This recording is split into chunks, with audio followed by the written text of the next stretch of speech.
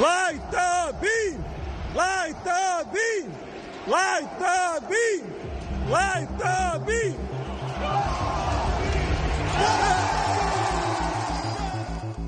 Ah, yes. Light the beam. Gator Blue this Monday night. Welcome back into the Sports Cave, broadcasting from parts unknown in the further hinterlands of San Antonio, Texas. I am your host, Sam Freas, sometimes affectionately known as the Biggest Puma.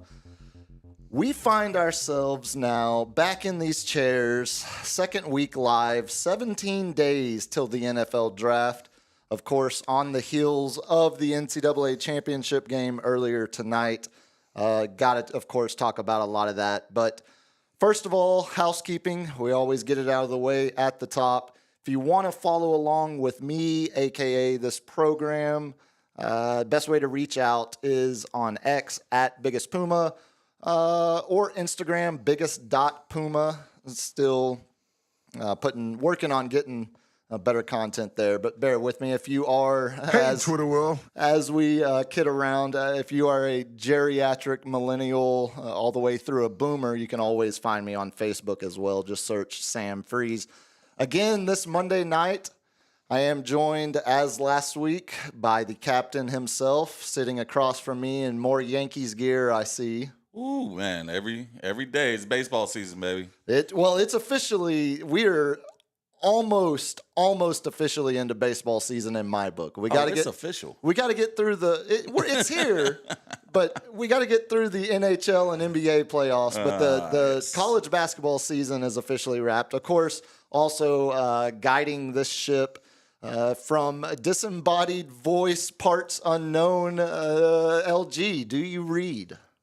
Hello. There we are. I always like to test our technology live on YouTube. Yeah, seems to be working. It's It's a journey. I always hear him when we're testing things, but then I just I'm looking at you without having him in the same room. Oh, it's creepy sometimes. It's that you're leaving it out to kind of feel like you're potentially leaving yourself out to dry a little bit. I think he's just talking smack underneath his breath with the sometimes. Well, and I can already tell these idiots are blowing. One of these nights he's just gonna leave us out to dry, and he's gonna just give it a strong 5-7 second Lane Frost 8-second delay before he actually says anything looks like we're to stuttering. us. No, but as always, fellas, happy to have you back in here. Happy to have all of y'all on the ride along with us. If you missed last week and you just saw the announcement that we were going live after the game this week, we are doing a live version of the Sports Cave every Monday night moving forward. If you missed last week's, it is on the page, on the YouTube page at Sports Cave Live. Do us a massive favor. I'm going to go full YouTube influencer verbiage. Go like and subscribe to that thing. Punch that subscribe button. That's right. Punch the hell out of that thing. Give us a subscription. It's totally free.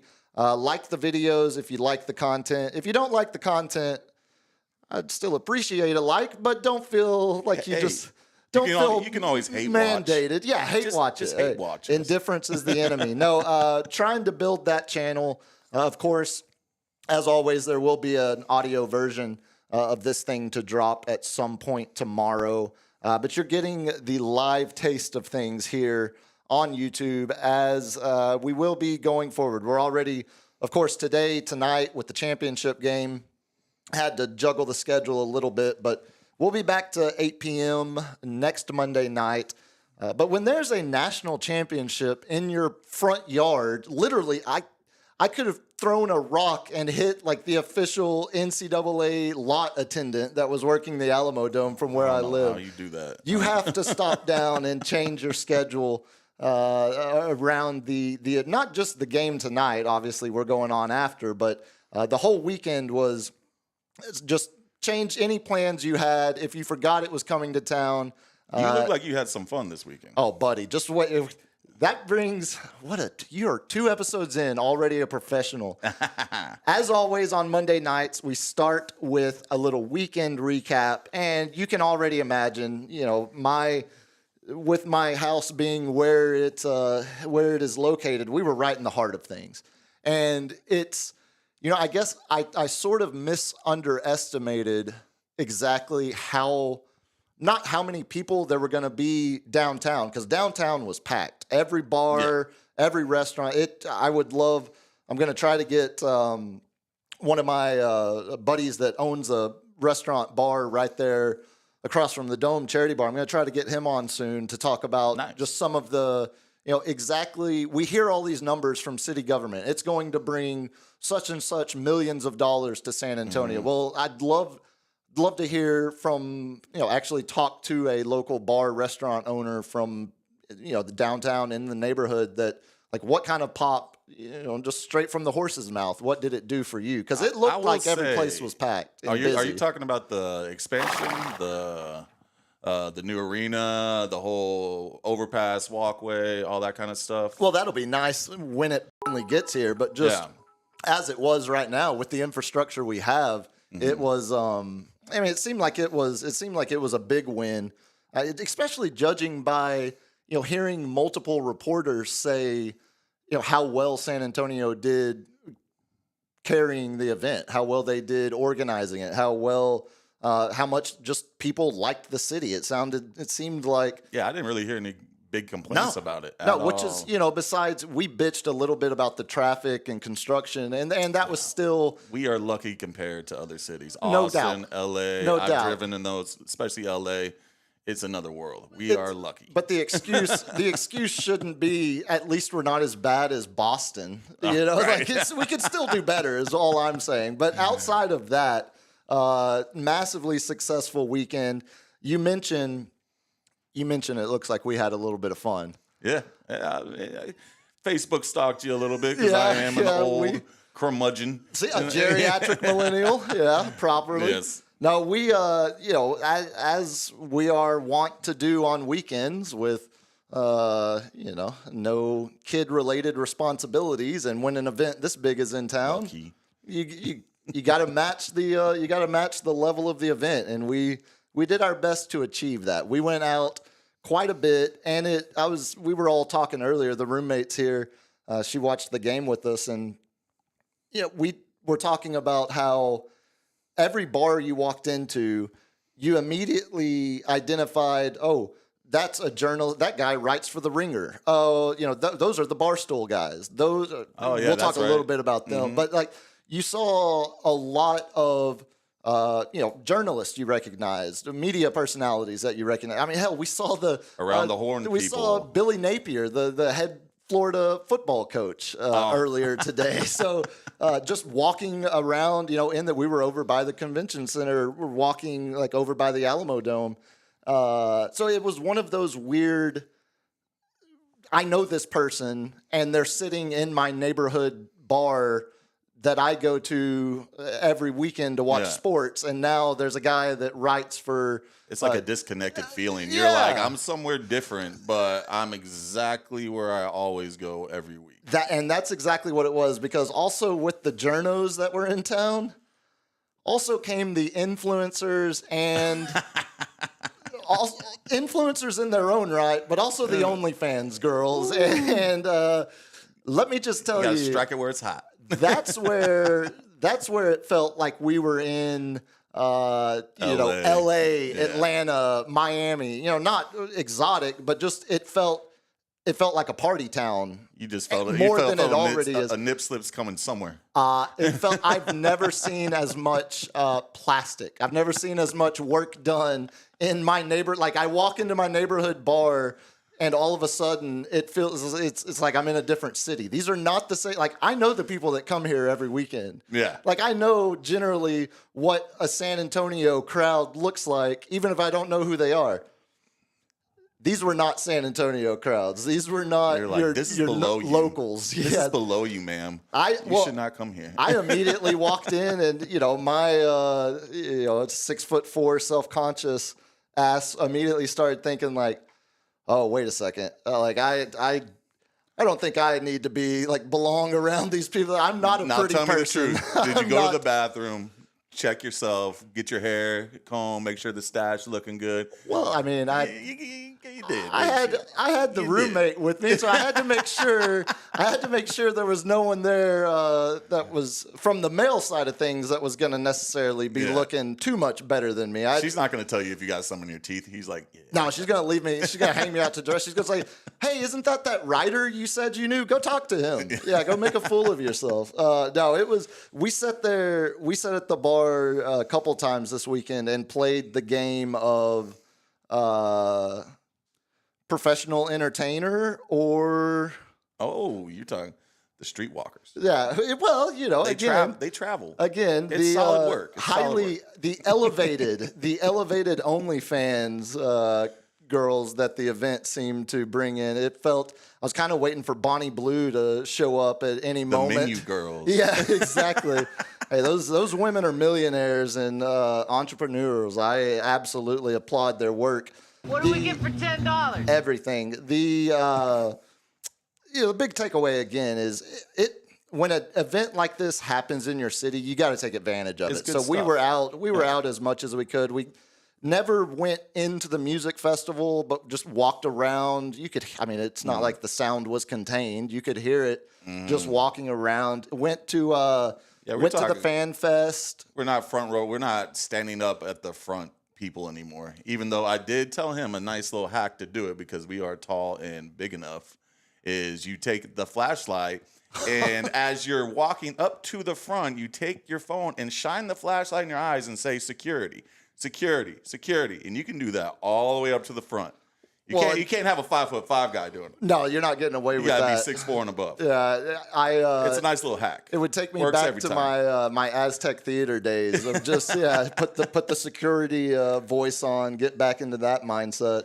But it was, we went to the Fan Fest, ended up walking past Christian Laettner, which is just like that doesn't happen on a normal weekend in my town, in San Antonio, in our town. You pitched a tent a little that bit. was buddy. Yes, yeah. Now, if it had been Steve Wojciechowski, I wouldn't have been able to do this stream tonight. I would have been so exhausted from the mental gymnastics of just playing that moment over and over in my head. But of course, mentioning Duke, we're going to talk about the game we just watched. We're going to talk about the game Saturday because all in all, those three games that was outstanding. That was the best you could ask for. You got 4 number 1 seeds. You got 3 awesome games. That's going to be our comebacks. Yeah. You got storylines. You got individual stars. You got upsets. You got the stars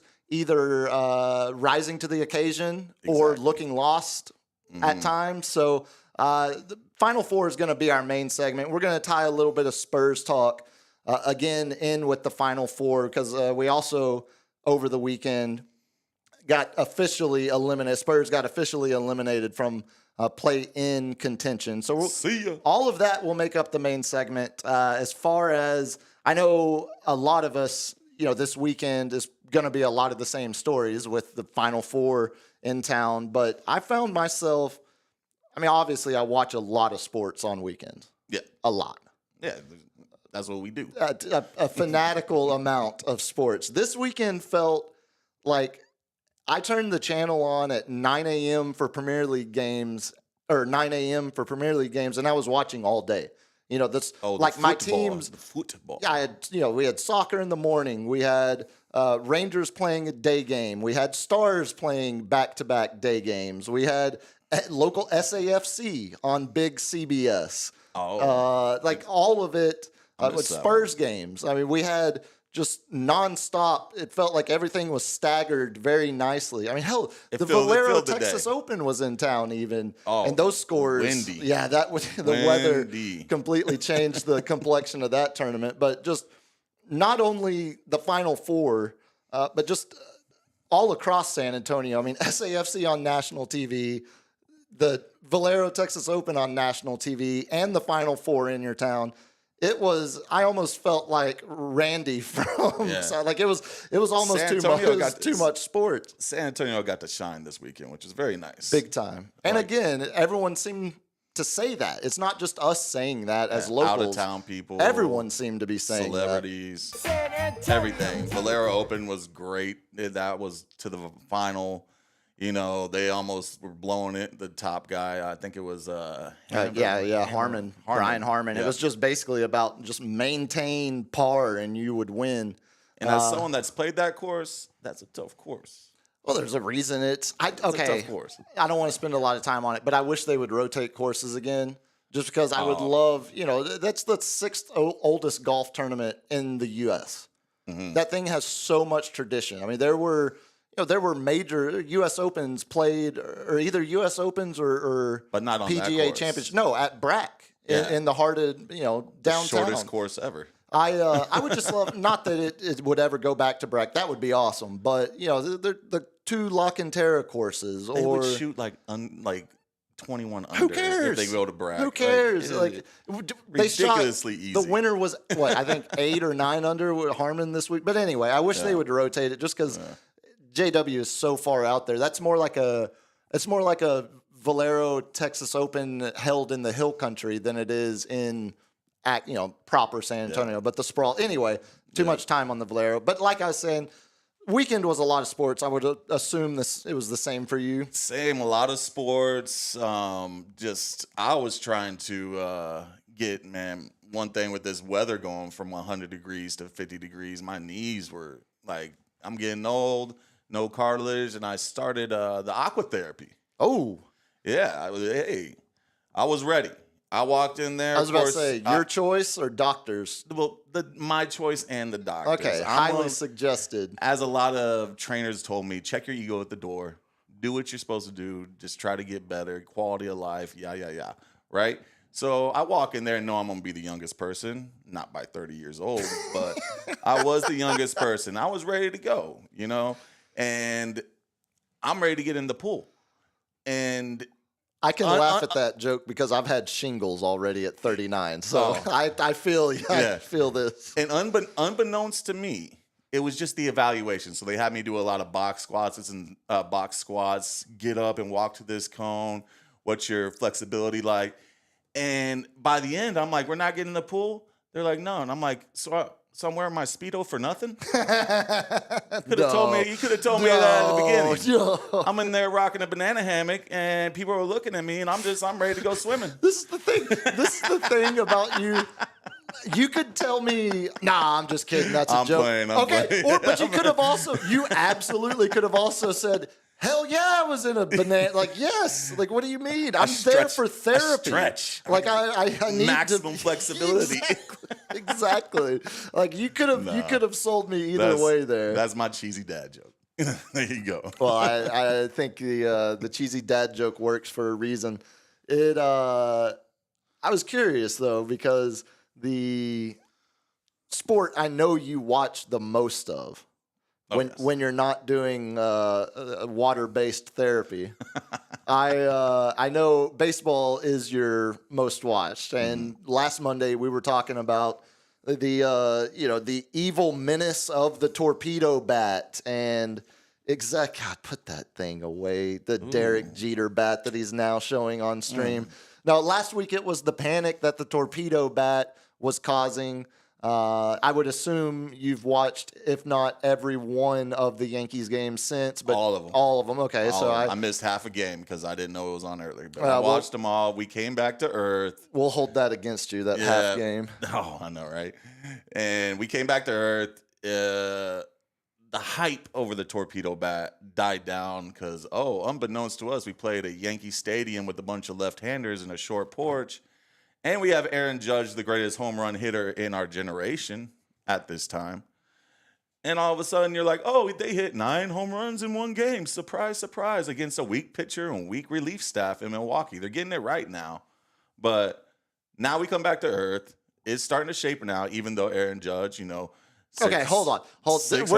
We're not doing this every week. I'm not gonna be 1 minute. You said I got 1 minute. I'm not gonna be bogged down by Yankees talk every week. LG, do you have the ability to give me? I'm gonna give you a Yankees minute every Monday night because here's the give me the clock. Here's the logic behind it. My Rangers are 8-2. That is true. They've got the best starting record than the pitching Yankees. ERA in the AL. Right, it might be in all of baseball. They're not hitting. Their team batting average is under 200. But I think the Rangers have staying power. Any team in the history of baseball that has gone 8-2 over any 10-game stretch during a season while hitting under 200, they've all, like 4 of the 6 have appeared in the World Series. That was kind of the Yankees last Baseball year. fun fact. We overperformed with our pitching, our young starters, and then we came back to earth. And I think that, clearly that's going to happen, especially if they keep not being able to hit. They're just smashing home runs right now with no torpedo bats yet. I think Jock Peterson used one for a game, but hasn't gone back to it. But I think the Rangers are going to be in the long fight for the AL. Mm-hmm. I will feel bad for Astros fans because some Houston fans, some of my Houston fans have felt bad about the Luka trade. I will say, if you're an Astros fan and you saw Bregman win AL Player of the Year or Player of the Week and Kyle Tucker win NL Player of the Week, twist that knife. that hurts. Ooh, I love it. I hate. Go cry in a trash can. I hate that for you personally as a fan. I love it for the prospects of my Rangers, but I think Houston will still be around. I think at the end of the day, the 3 teams that I have the most confidence in is Texas, Houston, and New York. So that being said, I think Astros and Rangers fans both need to keep an eye on what the Yankees are doing. So every Monday, that's AL for us. We're going to give you a Yankees minute. We'll put you on the clock. You got a minute to tell us whatever you want to about the past week of Yankees baseball. I will get a veto if there's something important.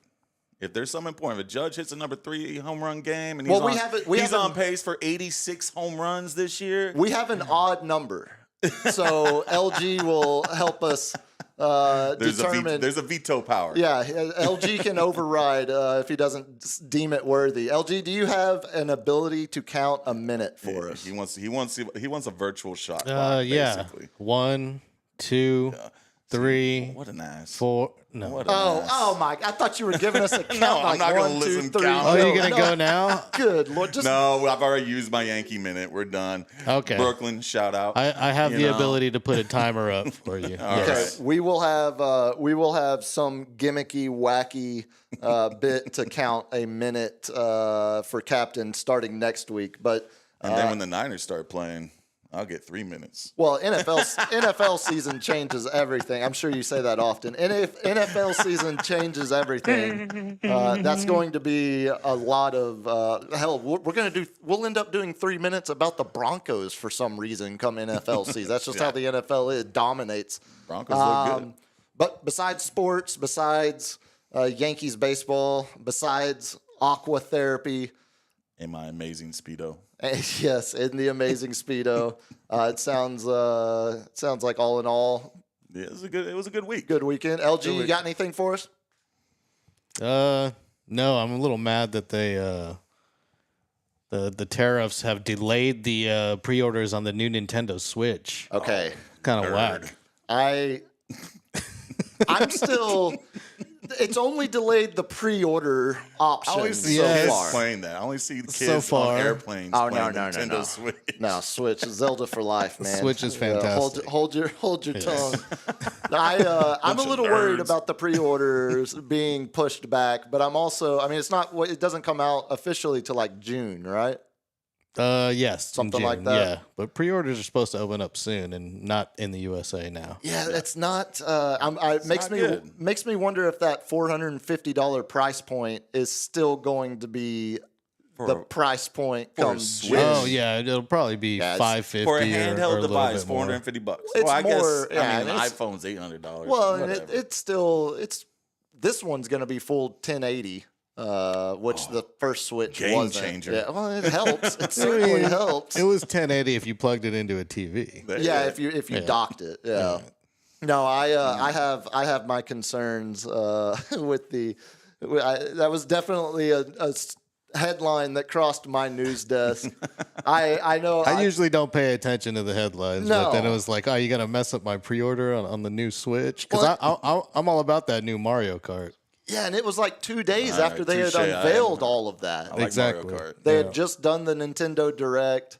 Yeah, that was, again, And we're going to have a... there's some concerning signs. We'll be having The some Nintendo stream. Switch 2 is one of them. Maybe Yeah. not the most important, but it's Don't buy a car yet. personally up Or there. buy No. a car right now. Yeah, or maybe, I don't know. Well, yet to be determined. No, LG, I know earlier you were mentioning it's trash day out here, and I was just having the mental, because this was what I asked, how was your weekend? And he was like, well, this morning I had to run out to get my trash to the curb. And so instantly I just imagine, we're out here in suburbia. I imagine LG, a suburban dad, like, waking up and grabbing robe, running, trying to... Full Tony Soprano walking down into the driveway. I mean, that's what happened. But I was just really shocked because it was freezing this morning. It's like, what the hell is going on? He out forgot here? his robe. He was just in chones. Yeah, he was in I wasn't in much. He was in your Just some therapy joggers. Speedo. He sleeps in the buff. Yeah, well... No, I don't do what Puma does. I was about to say, I hear that's that. a Puma thing. I hear that is the actual healthy way to sleep. Now, of course... Puma's free balling right now. You ain't kidding. Right, let's go ahead and just move this along. Yeah, that was what I led with the OnlyFans girls at the bars this weekend. No, of course it sounds like all of us were wrapped up in the Final Four this weekend in one way or another. So let's jump into the main segment tonight. Of course, before we talk about the game we just watched, we got to go back to Saturday because when you get 4 number 1 seeds. And going back to what we talked about last week, I told you before the tournament started, the top 8 teams are clearly separated from everybody else. Yeah. And watching the top 4 teams play each other, I think you can clearly say the top 4 were even significantly separated from one good game 5 usually, through 8. Yeah, exactly. And one blowout. And then it looked like the Duke was going to pull away.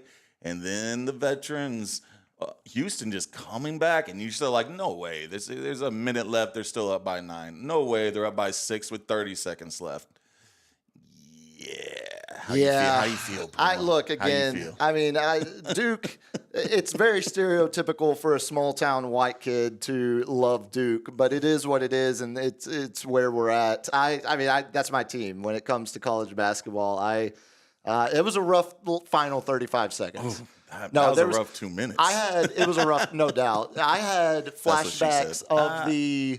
when Duke came back down 11 with 51 seconds left in College Park against Maryland back whenever I was a kid. And I have always held on to that game in the back of my mind, especially when it comes to college basketball, of just how crazy a finish can become. You might not even see it coming. Like that game, Duke was down 11, less than a minute left. Yeah. They end up winning the game against a really good Maryland team back then. This was in the Final Four, in the late night game. The entire, it's the game everyone was looking forward. Auburn, Florida was great. We'll talk about it a little bit. But Duke, Houston was... You had the star power, Cooper Flagg.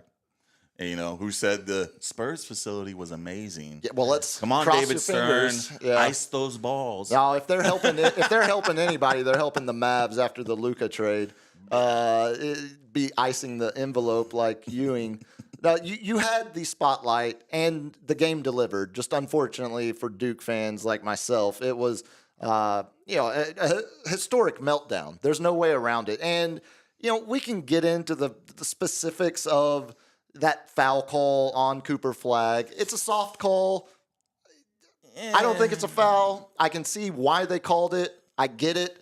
You want to see him play. I want to see him play. Kind of like tonight, in the championship game. We're going to talk about it. The first half, I thought great officiating. Tale of two halves with way the refs. too many whistles in the second half. And especially at that point in the game to call something that soft that would appear to be so influential on the outcome. It was only influential because Cooper Flagg had his shot at the end of the game. Completely agree. 99% of the times you think that's going in. Yeah. And he even said it. He's like, I'll take that shot every time. As he should. He got a good look. Yeah. And it was a good look good defense, better offense to get the shot off. And, of course, he misses the shot. But also go back to Duke's inability to inbound the ball because of Houston's pressure. I mean, that's where the rush to declare that Duke threw that game away, yes, they made mistakes.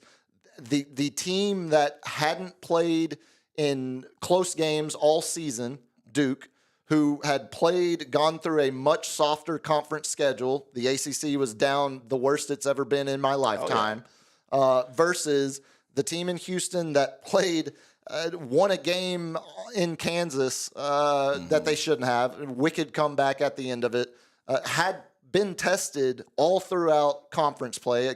Kelvin Sampson said it himself. We didn't go 19-1 in Cupcake Conference or whatever he said. Layup teams. Yeah, like we were. They were battle tested. We were 19-1 in the Big 12, which it's the second best conference, and it's the closest to the SEC, and the two of them are so separate from every other conference. So I think you saw the difference from the 1-year Dukers. Yeah. To the 3-4 year veteran team of Houston. No doubt. They locked guys that it had been down there at the end. And not only guys that have been there just this year, but guys that have been there throughout the process of getting to this point. Because Houston's been good for years. Yeah, and they're that family culture is no joke. I mean, those guys are so fully bought in to Kelvin Sampson's style and philosophy. Not to say that the Duke players aren't with Shire, they just don't have as much seasoning under the program. Yeah, they're one year people. Let's talk about that a little bit because Flag got called for the foul, misses the final shot. He's still the number 1 pick in the draft. Of course, that would be like that's not the conversation. The more interesting one to me is Malawash, the big man, the South Sudanese player out for Houston. No, for Duke, the big 7'2" kid who's projected top 10 pick. He was an absolute no-show against Houston. I mean, I think only was like maybe 1 or 2 rebounds. Did he get in foul trouble? I'm not. Not sure. really. He just got played off the court. I mean, they were boxing him out nice. I saw Houston's a rating that, if you're not familiar with it, one of the best kind of scouting rating algorithms is by a dude named Ken Palm. He's got the Ken Palm ratings is what they're called, and it's a good way to get a kind of big scale picture look at a team. Like Houston, I think they were the 249th tallest team in America this year. If you just took the average height of every team in America, so they're playing small ball is what you're saying. But right? What's Cooper Flag? 6'11"? 6'9", 6'10". Yeah, so it's not him and quite. Malawash are the only. Yeah, Malawash 7'2", but like Con Knipples 6'5", 6'6", might even be 6'7". Tyrese Proctor 6'5", 6'4". You can milk anything in Nipples.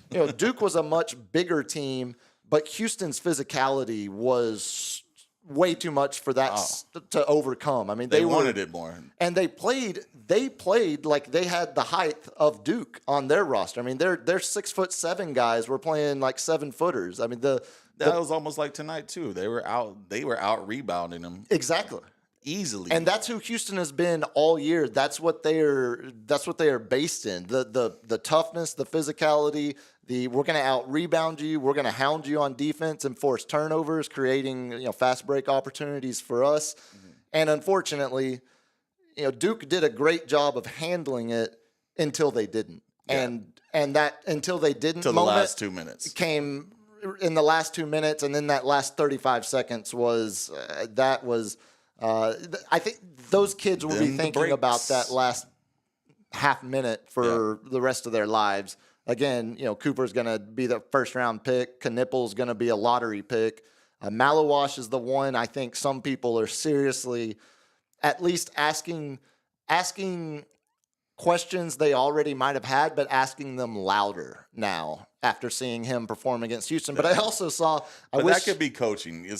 Can he be coached up? Someone's going to take a risk on him and pick him in the lottery because they're like, he's 7'2". I think he's got too much attributes not to be great. His potential is still there. Yeah. And he's only been playing basketball for like 3 or 4 years. Exactly. And someone's gonna they're gonna be like, we can coach him up. It makes me wonder, Giannis was, and not comparing him to Giannis, I'm not saying that, but some guys that are entering the American basketball system at his age, like a Giannis or like a Embiid at Kansas, just from a international league or upbringing into the U.S., sometimes that not toughness, but that intensity is not something that's there at the beginning, but it doesn't mean it's not going to show up. I mean, like young Giannis was no physical intimidating presence. And as soon as he grew into his body, he became and even when he started getting into the playoffs with Milwaukee, he was a shadow of himself. And then all of a sudden he started getting that experience, that playoff experience. It's not to compare Malawash to a guy that wins MVP and it never finishes lower than third in the voting. I'm not saying that, but I do think the upside is still there. And I wish I could give credit where it's due. I saw somebody put out, Houston might be the most physical team he ever plays against.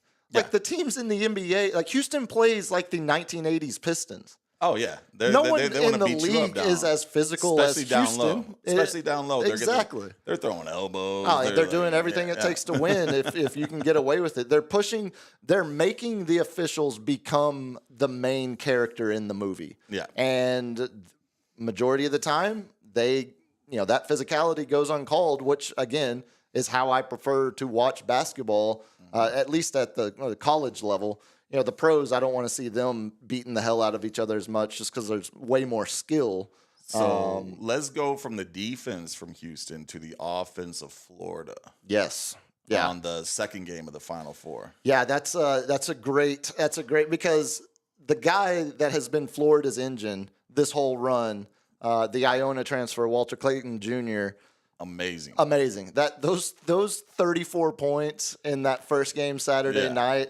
I mean, seems like he just runs to the three and jacks up a shot a la Curry. There were flashes of Steph Curry, and there were flashes of him not being the most athletic guy on the court like Steph Curry, but being the most impactful and being the guy that funnels the defense or pulls the defense like a magnet towards him because he's such a threat anytime he crossed half court. And anytime you're doing something in the NCAA tournament that hasn't been done since Larry Bird, you're having a pretty hell of a run through the NCAA tournament. Arguably the best college player of all time. Argue very easy. I mean, of course, look, not to get bogged down, but you look at the runs of UCLA with Kareem and Walton going undefeated all those years. But I mean, that's basically the list. Add in Bill Russell at San Francisco, and we're basically there.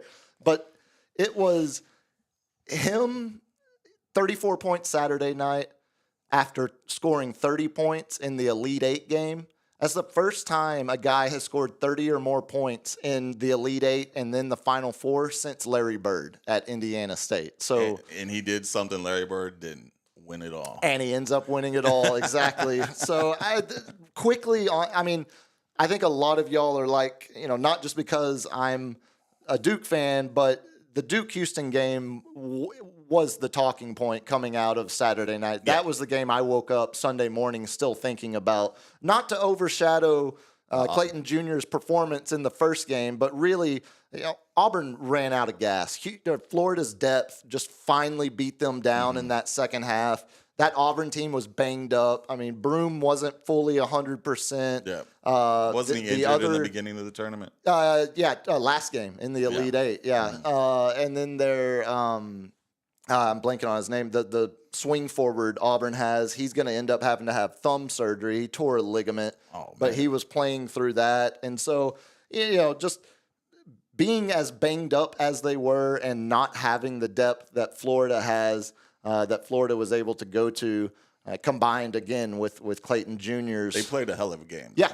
Entertaining. Like you were saying, rarely, really in a Final Four and a national championship game, out of the 3 games, like you said, you get one good game. Yeah. Like one of the games Saturday or the national championship game is like, majority of the time, or at least lately, we haven't really had back-to-back compelling national championship games. It's been like, ooh, here's Gordon Hayward almost banking in a half-court buzzer beater. Oh, and now here's Baylor just physically beating the hell out of Gonzaga. It was you got both polar opposites. And tonight, of course, obviously, after we finished watching it earlier, that is absolutely what we got.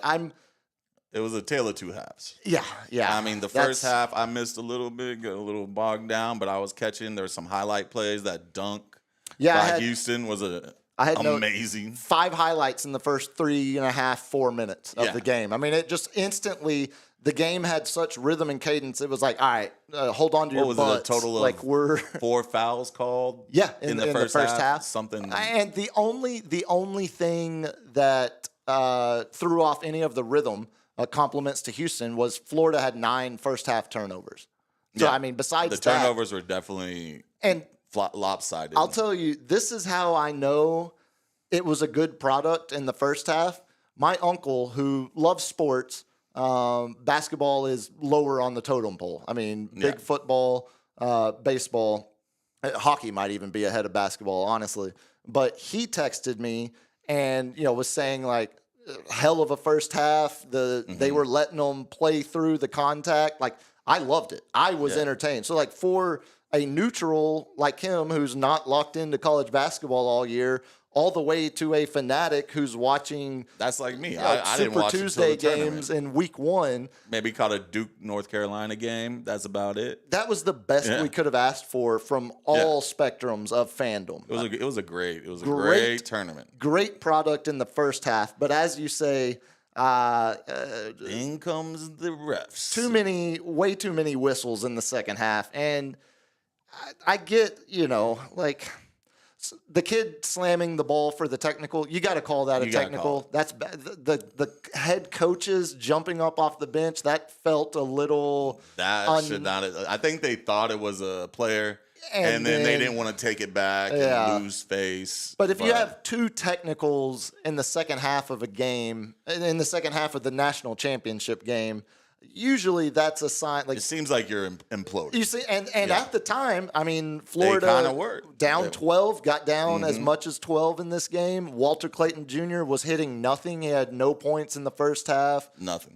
Really didn't have any points for the first 10 minutes, 12 minutes, or 10 minutes of the second half. They had like 16 turnovers or 12 turnovers. Their big men were missing layups at the rim. It looked like Houston was ready to clamp down on defense, continue to drive the ball on offense and attack. Yeah, and I will say when their big men got in foul trouble, when they got their 4th fouls and they had to take them out, Florida took advantage. Yeah, and that's when we saw Clayton start driving to the hole or feeding the ball down low. There's a bunch of miscues down low, and then Clayton showed up and started hitting some threes like I've been seeing him do all tournaments. And again, you also got the refs blowing more whistles, getting the Gators into they definitely wanted their commercial earlier. breaks. Yeah, they were elongating the hell out of that game in the second half. But again, I don't think it didn't seem like there was, from watching it without having the numbers in front of me, it didn't feel like there was really any massive bias towards the whistles in the second half. I just felt like there's too many just in general. There was a lot of cupcake fouls. Yeah, and I think Florida got into the 1-1, like 1 foul ahead of Houston. Florida got to 17 fouls, and then Houston Florida was up like 6. 7 fouls with Houston at 2, and then it was whistle, and then it started. Whistle. It was almost like they were like, "Oh hell, now we've tipped the scale too much. Now we got to call more to get it back to even." But the last 5-6 minutes was a great product. Yes, yeah, it was again. Except for the last play. Oh my God! Let's jump straight to it, because really the last 2 possessions for Houston, it looked like all of a sudden the urgency that had been there from the tip. They should have went 2 for 1. Why they didn't go for 2 for 1? They were sitting there walking it up the court like they had the lead, and it was Florida that needed to be when they were down 1. Yeah, and it was Florida that had the lead, And I'm like, what are you doing? You want to go 2 for 1. And what happens? He drives to the hole. They swipe the ball, turnover. Yeah, what was that? 43 seconds left when they started that possession? Yeah, and then they swipe the ball at 20 seconds. Right. So you would have had 13. You would have had 13 seconds to get a shot off if you were trying to get the 2 for 1. I can kind of understand. Foresight now with the F up. Yeah. At the end. What if you had 13 seconds left? Yeah, and you don't know what's going to happen at that point. I can kind of I understand the strategic side of not wanting to force a shot with that much on the line. You're only down 1, so it's not like you're down 2. If you're down 2 and you foul, they make both of them. Now you're down 4. When you're only down 1, you miss, you foul with at that point like 20 seconds left. It's only a 3-pointer. You can still play the free throw game. So like I can understand at first, okay, I get it. You didn't want to rush a shot. You didn't want to go 2 for 1. Still. No urgency on that possession. A lot of dribbling from the top of the perimeter. Not a lot of movement off ball. Houston didn't generate anything. And you get the turnover. That was the turnover on Sharp, which unfortunately is how both of those ended. That's when it went out of bounds. A-minor. Hey, now. That's when it went out of bounds on that play. Then, of course, foul. Florida makes 1 of 2.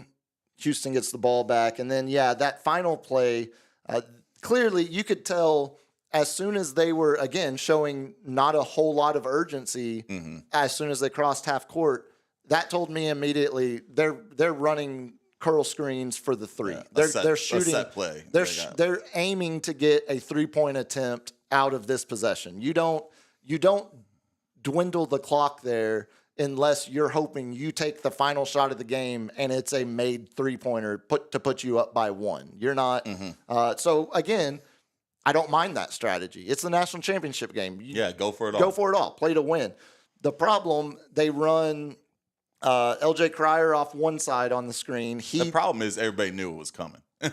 Exactly. And, again, they wait late to get the set, to initiate the set. End up swinging the ball to Sharp. I think he attempted the shot with like 5-6 seconds left, goes up, realizes the shot is going to get swatted to Bernie. Yeah, he had it all the way. There's my sports dad joke for you. I hate it when announcers do that, but I just did it. So he instead of shooting the ball, he drops it, but now he can't touch it because it would be traveling. So he's waiting for a teammate to come try to get it, and all of us were sitting there saying, just grab the ball. Just grab the ball. Just turn it over. Just turn it over. And try to do a Houston and get it on a lockdown defense. Exactly. On the inbound pass. You have options. You're still only down 2. There's like 5.5. Maybe you touch it with still 6 seconds left. You foul immediately, and you pray Florida misses a free throw or 2. You still would have. I know it's and counterintuitive. Their big men were missing them. Their big men were missing their free throws on Florida. You could have felt somewhat confident that you were at least going to get a shot to tie that thing. Yeah. And I understand the counterintuitive nature of, oh crap, if I touch this, it's traveling. Yeah. But I think strategically the best move would have been grab it immediately or just don't even drop it. Just come down with it and be like, well, crap. That's Monday morning quarterbacking. Exactly. But that's why it all ends, to me, it was the play before that mattered everything. Yeah, I don't disagree. The lack of urgency, not going for 2 for 1, acting like you were up when you were the one down. That was the game for me. Yeah, killing all of your taking so much time off the clock that it eliminated some of your options there at the end of the game. Again, all in all, what more could you have asked for, man? I mean, it was I think Vegas had the line open Florida -1, and they end up winning by 2. So, I mean, it played out exactly like you would have wanted. Of course, I know I have way, way, way more Houston fans than I do Florida fans. So, condolences to the boys at McFinnigan's and all of the Houston Cougar contingent that was in the crowd. Because here's the other thing, living over in the east side, Saturday, very little neighborhood parking. Because all the teams are there, all the fans are staying in hotels downtown. or at Airbnbs. They're not driving their car into the neighborhood day of to go to the game. They've been there all weekend. Yeah. So like Saturday, it was kind of weird because you're trying to make money. You're like parking my yard. I made money.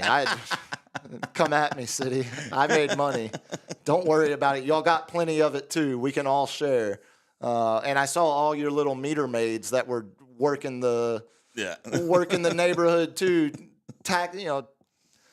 attacking some of the citizens, some of my neighbors, some of my friends, trying to take money out of their pocket. How dare you? Just worry about the construction project and leave us alone over there. But Saturday it was weird because, like when Bad Bunny or Def Leppard play at the Alamo Dome, my neighborhood, like I can't get anywhere. It's a parking lot. Everywhere is a parking lot. I just walk, yeah. And so Saturday we were bracing ourselves for that kind of crowd, and there was some street parking, but not nearly as much. Tonight, buddy, that reports from inside the dome where it was heavy Houston crowd, majority Houston fans, and I believe it because I think they all parked in my neighborhood tonight. Like they knew someone in San Antonio. They were staying at a friend's house. Well, and that's the beauty of if they win, go back to Saturday night and you tell yourself, well, if they win tonight, we'll just drive over Monday morning. And that's what the majority of Houston fans did. They drove over day of and went to the game tonight. So again, sorry, condolences to all the Houston friends. But on the other side of it, you mentioned your aqua therapy made you feel old, and the weather's making you feel old. Dude, I think the gray makes me look old. So that makes you look sophisticated. Now, I'll tell you what makes me feel old. Todd Golden is my age. Oh, the Florida head coach. He is my age. I love the backwards snapback on he's total bro coach. He's total bro coach. They did a piece with the Florida team showing some of their practice footage from earlier in the season, and he's literally straight like he tells one of his players, he's like, "Hey man, I saw that new whip you got. I saw it on Insta. I saw you flashing it on Insta," and it's just dude, like that was lit, bro. Exactly, yeah, very much. It basically sounds like Kevin Brohard trying to be cool, like. It was very broy, but hey, my book of Ebonics is up to date. I know can't, Liddy, the Riz. You've got all of it. Yeah, I know what you're saying. I'm just not going to say it. That's why I do. 1,000%. That's why Steph and I do Who Won the Internet on Friday, so I can try to stay up to date on whatever the hell is taking over lingo wise. But Todd Golden, 39 years old, now the youngest coach to win a national championship. Florida. 3 national championships now in the last 25 years. 07 and 08 back-to-back with the Al Horford, Noah, Corey Brewer triumphant. And now this 2025 team. Todd Golden, only 39 years old. If he stays at Florida, I don't think there's another college program he would really be looking to jump to anytime soon. It would be, if anything, it would be an NBA exit like Billy Donovan, actually. Yeah. I think he's going to stay. I think with the NIL, all the Southern plantation owners, man, they're all pulling their money. And now they're spending money on basketball players, not just football players. Well, and Todd Golden had some of his own controversy and internal investigation at the beginning of this season, and the administration stood by him. I would imagine he's probably not too quick to want to leave an administration that stood by him through all of that. And seemingly, at least what they told us, found to not be in too bad a violation of their ethics there in Gainesville. The question to me is Florida the head of that kind of second tier group of college basketball blue bloods right now? I remember they made the national championship game back whenever I was a kid with Mike Miller. And then they had the back-to-back titles. Now they've got this one. If they add another one in the next 2 years, either go back-to-back or win 2 out of 3. They got to go deep. They got to go deep at least a couple more times to be considered that. I think the ACC relied on their name power a lot for recruiting, and then got a wake up call when the money spoke. Yeah. So, the SEC is. yeah. I mean, if he keeps doing this in the SEC, Yeah. again, I mean, they're set up to be a Final Four team perennially. As long as he is at the head of that ship, it seems, you know, and the players they seem like killed they it want to play for in him. the transfer game. You know, they it seems like in 3 he's been there 3 years and they've won a national championship. So it seems like they understand the mission and they understand how to get there. So again, as a college basketball diehard, I sat there on the couch earlier, you know, when we got to the minute mark of the game, and I just thought to myself, like, man, these are the years that keep me tuning in week one. Yeah. You know, these are the years that when you get a year like this, I mean, this, not to get too sappy, but like watching college basketball it made me feel like I was 10 years old again. I mean, it made me feel like I was because as I get older and watching college kids, it doesn't have the same appeal anymore. You know, when you're in high school and you're watching college sports, you're thinking like, hey man, that could still be me. You know, there's still like, I still got a couple friends out there. I could have been pro, bro. Hey, learn to punt and walk on at 45. Snapper. Yeah, long snapper, man. But now Get my knees right. I'm gonna just long snap my way to $100,000 check. These are the years. It's not a bad living. It's not a bad living. These are the years that make sticking with college basketball all these years of my life worth it. It was hard to point, except for my Duke fandom and them not being the ones winning tonight. It's hard to point at any part of the college basketball season that wasn't entertaining because, again, these teams were good. We got a 36-4 Florida Gators team beating a 35-5 Houston Cougars team. Yeah. Both of these teams, they played in the best two conferences in America, one in the SEC, one in the Big 12, and they both entered the national championship games with 4 losses each. Now is SEC football fan going to start clapping and chomping at the bit for SEC basketball? Oh, I think there's a decent. I think I've already heard it. I think there's a decent amount of crossover in general. I mean, basketball, I prefer it, of course. I love baseball is my favorite, basketball second, but SEC football fan is always going to be the loudest. Yeah, I mean, as it should be. But I do, you know, having the amount of talent the SEC has right now in basketball and the way these guys are recruiting the hell out of, you know, even mid-tier SEC schools, it's going to be entertaining.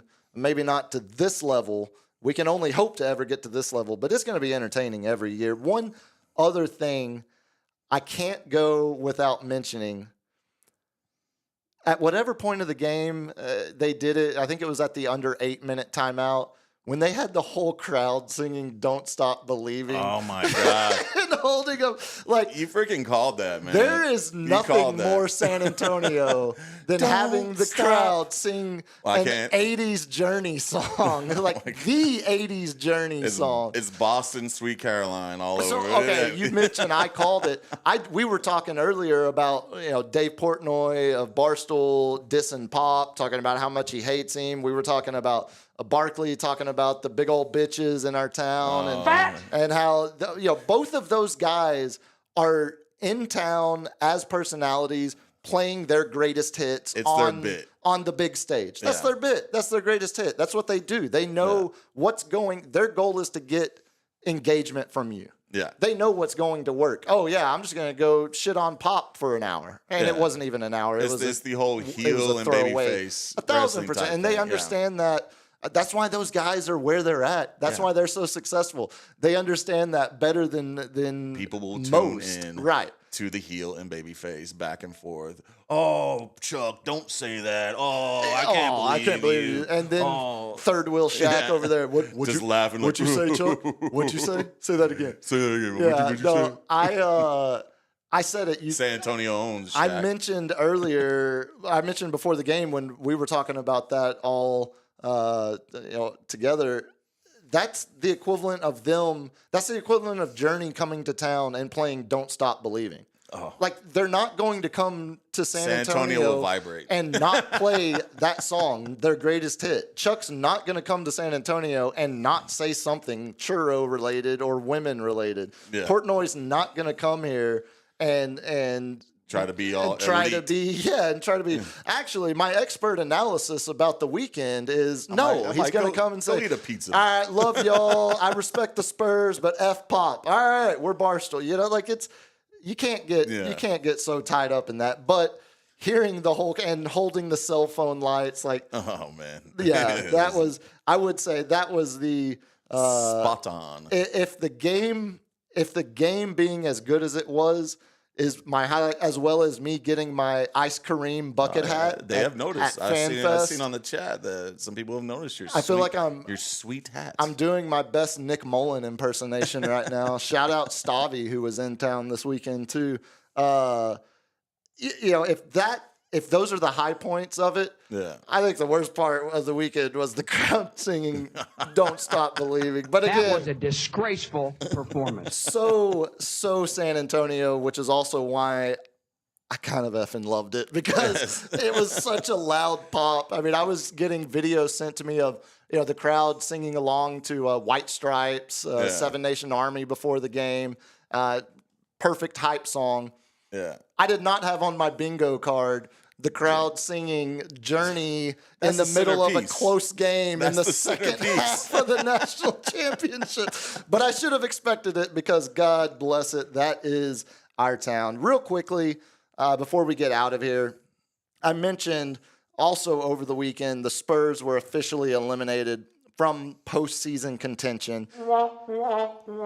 Yeah, bust out your trombones, but I think to a man, obviously with the injury issues the Spurs have had, with Wemby being out, with now Fox ended up having the surgery, and Sohan's injury plague season. This was a snake-bitten year. Oh, I know about snake-bitten years. Niners. It's not. Oh God, everything Niners or Yankees. It's not such a detriment or setback to panic. And I think a lot of this summer, we have a young team, except for CP3. He's not. I mean, he's not a part of it. Yeah. Sure, bring him back, but he can't be your starting point guard. You got to have Fox next to Castle, and then you got to figure out what you're doing with Vassell. How much of a piece he needs to be a sixth man. He needs to be our sixth man. And for the contract they signed him to, that's a little rich, but not terribly rich. I think the big thing to me is there's going to be names on the trade market this offseason. This NBA offseason is going to have some pieces moved, like Kevin Durant, first name at the top of that list. He's out of Phoenix. Oh, yeah. That team has imploded. If anything, the Rockets might be able to go big and try to attract Cory Booker with some of the assets. Cory Booker. Corey. Don't get me started on that. That's college. Devin Booker. That Phoenix is going to be looking to making moves. Mm-hmm. Now, who knows what Giannis and Milwaukee do in the playoffs, and how Middleton's just too old. The rumblings of that.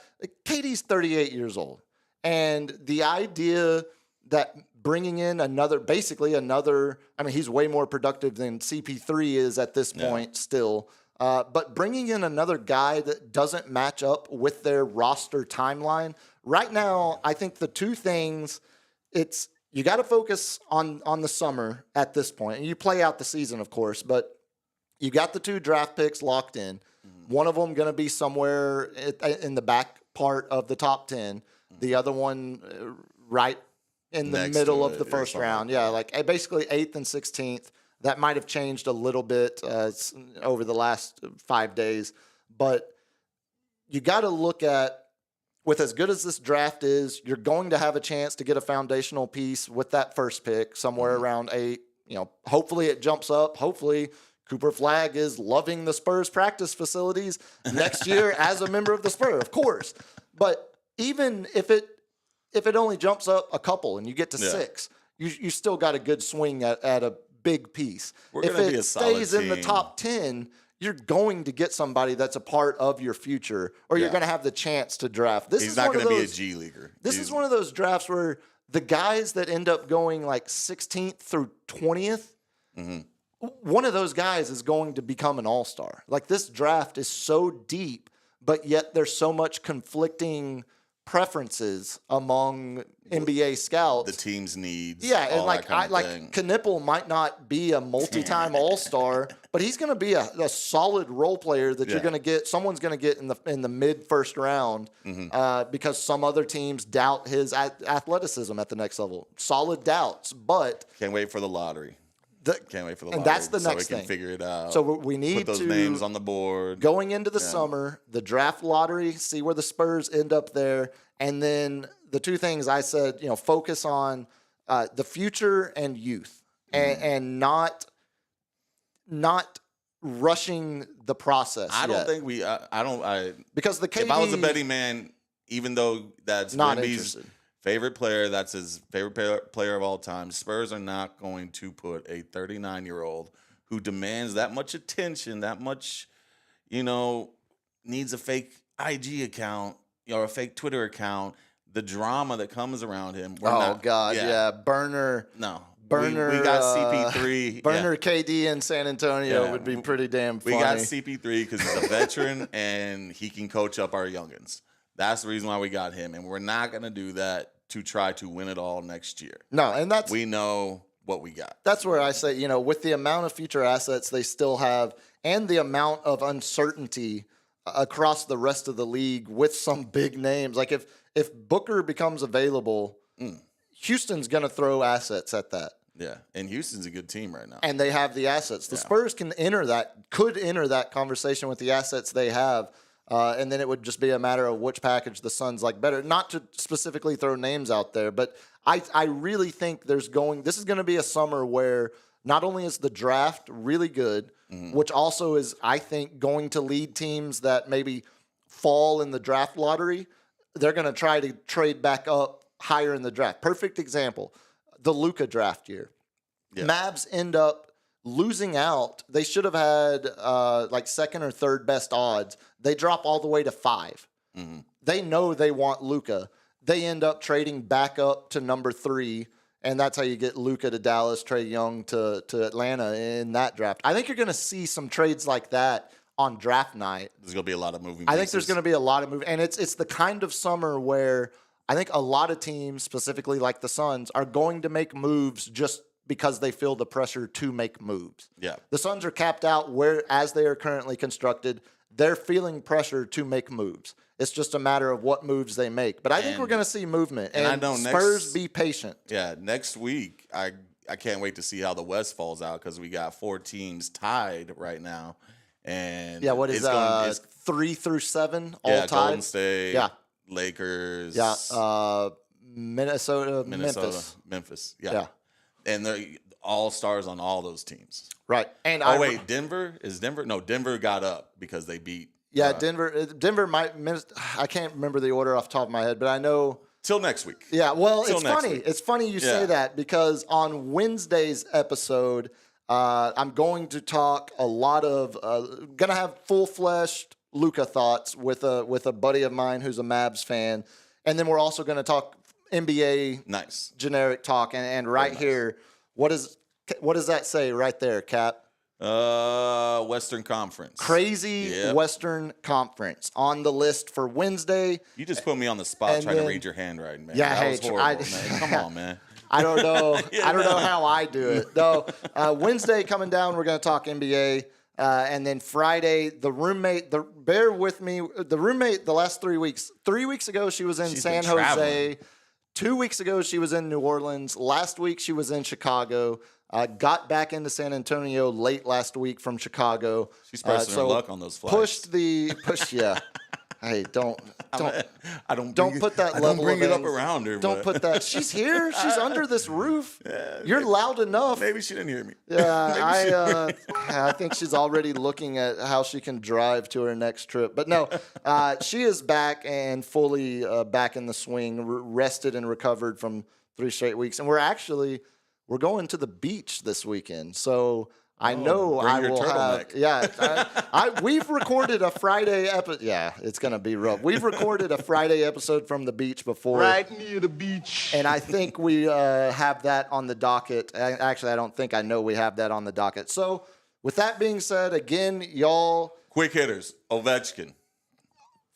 What a time, man. Real quick. Almost the same amount of games. The same exact amount of game. You taught me a lot of history of Wayne Gretzky because I'm Yeah. not a hockey buff, and about how the assists are ridiculous under Wayne. Well, I got to thinking about it because, thinking about like the MLB like home run race, like when McGuire and Sosa were going for it, and then when Bonds was Full going for it. roids. It was full roids, but it was full attention of the sports world. And the Ovi, Ovechkin chasing the record got a lot of attention, but it didn't get the level of attention at first that I thought. I was like, oh, that's kind of weird. He's about to break Gretzky's goal scoring. It's hockey. Well, as we were talking about, Old-time hockey? you could take away all of Gretzky's goals he ever scored in his career, take all the goals away. This is amazing. He would still be the all-time points leader in NHL history just based off of his assists alone. That's a ridiculous And if you stat. don't know hockey, total points is how they, like a point a game Assist guy. and a point counts as a point each. A point of game guy is like hitting 300 in baseball, and they count assists and points each as one.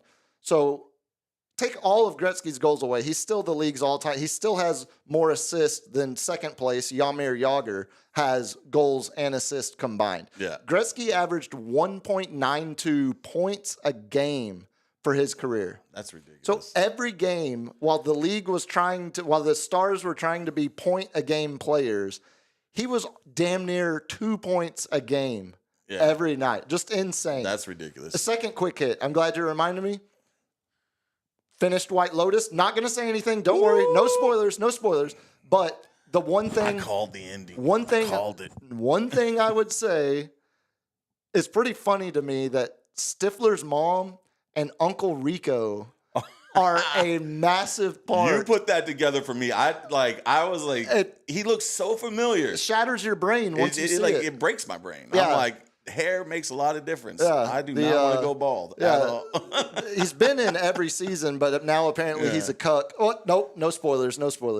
It's Uncle Rico. Yeah. And then, of course, Stifler's mom from the first two seasons. So just our childhood of pop culture ending up now Mister, I could have gone pro. Yeah, exactly. Ended up being a foundational piece of arguably the most popular show on right now. So, again, thank you all for riding along on this thing. We will be back live next Monday, back to 8 o'clock. Of course, check out the audio version of this podcast tomorrow. I will release it through all of your normal podcast channels. And then we will talk to y'all Wednesday back on the audio pod. Cap, as always, I appreciate it, brother. I appreciate you, baby. LG. Yo. It's about time we get out of here. What do you say? Yeah, stop talking so much, LG. Yeah, You're ruining the show. you kept us late. Get us out of here. Come on now, Spurs! There it is. Till next time.